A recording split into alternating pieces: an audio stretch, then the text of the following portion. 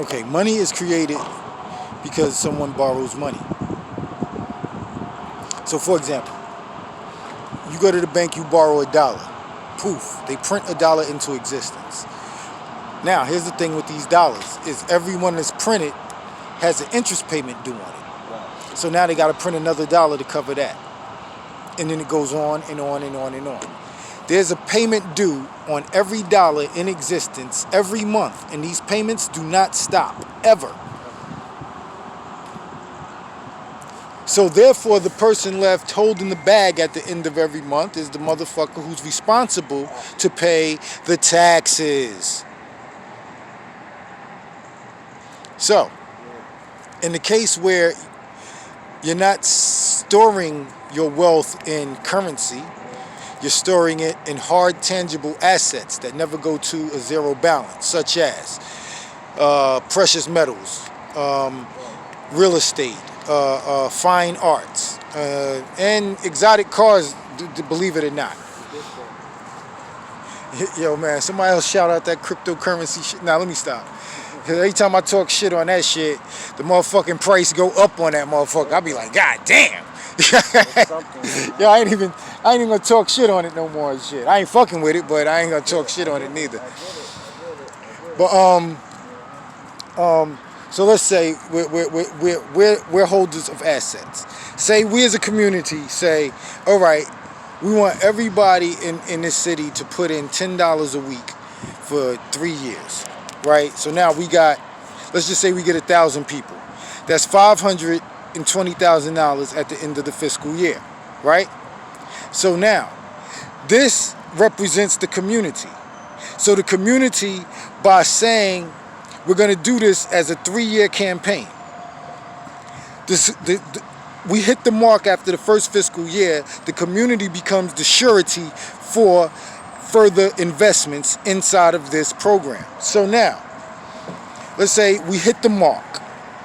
So now we take this $520,000 with the promises of the people of the community to do this again. That would make it $1.56 million. So what we do with this is we now have what is called a forward-looking statement, which we can collateralize this and utilize the funding in this now. So let's say we want to take $1 million based upon this forward-looking statement. So now we got 3.5 million, because you take the million that we have, and then the people still going to bring in another million over the next 2 years. So as long as we're managing this million correctly and putting it into assets, hard tangible assets, we continuously grow a foundation whereby the community has its own independent economy. That's the point of doing something like that. And then everything that we're doing is, to circulate money. This is Group Economics 101. First principle in the Powernomics book on building a community, the 5-story building. It's in order to establish a community, the first thing you need is a 100% independent economy. So these strategies that was just one strategy on building the economy. Getting it into the millions of dollars range as quickly as possible. But there's definitely far more strategies than that. But we have to build together as a community in order to do so. So that's what's dope about Ray's organization that he's putting together, that in order to join it, you're going to have to, your membership fees and dues and things of that nature are paid in gold. Because then we'll be stockpiling gold. Then we'll be having community meetings on how in the future, as generations go by and this stockpile of gold gets bigger, how are we going to defend it? How are we going to protect it? Things of that nature. So it starts, by putting hard tangible assets together as a community, and the community is coming together to do it, that establishes our community foundation.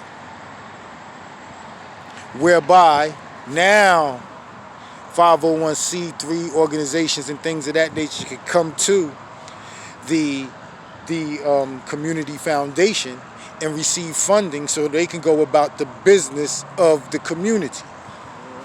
This is how it works. Really simple. Remember where you heard it first. So like now, like right now, we organizing, getting that together and shit. Ray's working on putting that executive class board together and shit. Shout outs to Cool Ray.